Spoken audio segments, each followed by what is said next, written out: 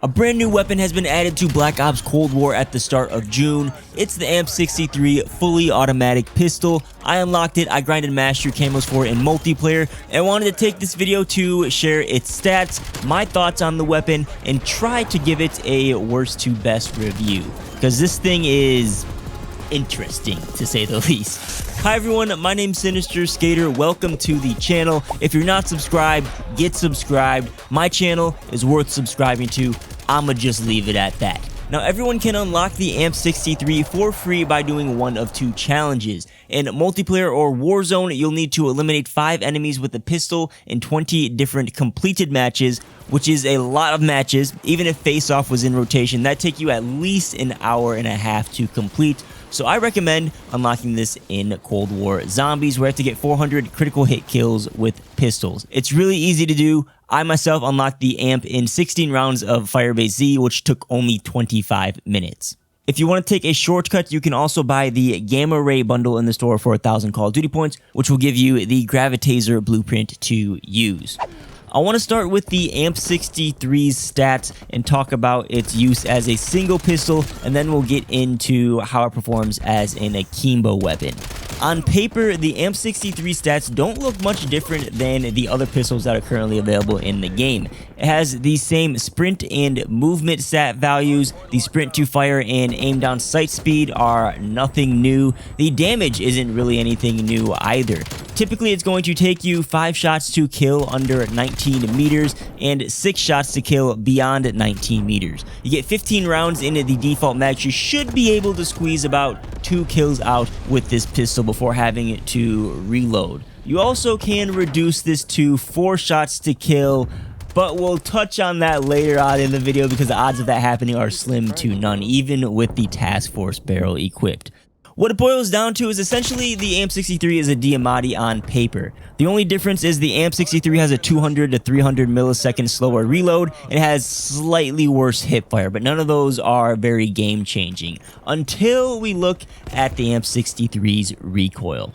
The recoil seems fine when you look at the number values, but in game, let me tell you, the recoil is absolutely atrocious and makes the single AMP63 unusable. The vertical recoil is not an issue, very easy to control up and down, but there's some wild left to right jumps, and you're guaranteed to miss your shots and extend your time to kill way longer than what you'd get with the other pistols in the game. And forget about using any attachments that will add horizontal recoil penalties, because you do not want any of those whatsoever. Forget about using it at long range, even close range, it's hard to use.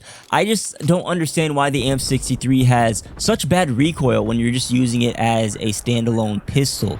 It doesn't have game-breaking handling speeds or game-breaking time to kill, and I believe it needs a major buff. Dual wield, on the other hand, is an entirely different story. Dual wield is actually very viable with the AMP63, and it seems like this is how they intend for people to use this weapon. Your time to kill is going to be cut in half because you have 2 weapons out at once, and even with its slower fire rate, it's a very competitive time to kill. You can reduce your shots to kill by 1 at any range as long as you hit 2 headshots. This is never going to happen with the single AMP63, but it's actually reasonable to do with the dual wield attachment because 1, bullets are random. You have higher odds of actually hitting a hipfire headshot than trying to with a single AMP63. That's how bad the single recoil is. And 2, recoil seems to be less intense with the dual wield attachment for some reason. I don't know why, but it feels much easier to control when using these things in dual wield. The task force barrel for the AMP63 works just how it does on other weapons. It'll increase your damage, bullet velocity, and range at the cost of added recoil. Do not even think about using this for the single AMP63, just erase that from your mind right now. But I would recommend trying out the task force barrel with akimbo, especially if you're going to be playing aggressive with these things. The damage bonus will not change your shots to kill under 19 meters, but beyond 19 meters, it can 5-shot kill if you land just 1 headshot instead of 2. Now, if you're going to be using akimbo pistols at range, you're likely going to be desperately spraying and praying, hoping that you can get a kill, and having to land just 1 headshot instead of 2 ups your chance of survival. I see no harm in using this barrel if you're going to be aggressive with it. It's what I was using in my Miami Strike gameplay you've seen in this video. You can see it works just fine. Just remember, don't use the task force barrel on the single AMP63. Just the dual wield, the akimbos. So where does the AMP63 rank amongst the pistols? Well, if we look back to my worst to best list, I had the Magnum listed at the worst with the 1911 listed at second best and the Diamatti at best. And for this video, we're just going to completely forget about that list. That list considered the overall effectiveness for pistols. That includes the akimbo version and the single version. And it's just impossible to rank the AMP63 under those conditions because of how differently it performs with akimbo and non-akimbo. So the non-akimbo version, the single AMP63, I would just not even list it on a list. It's by far the worst pistol in this game. It needs a buff to its recoil to be competitive. And I have a hunch that the reason it is the way it is right now is because they're scared it'd be too accurate when they hip fire it. And if that's a concern, give the AMP63 its recoil buff so it's usable as a normal pistol, and then add that recoil penalty to the akimbo attachment so that they feel like they do right now. And then it'd be viable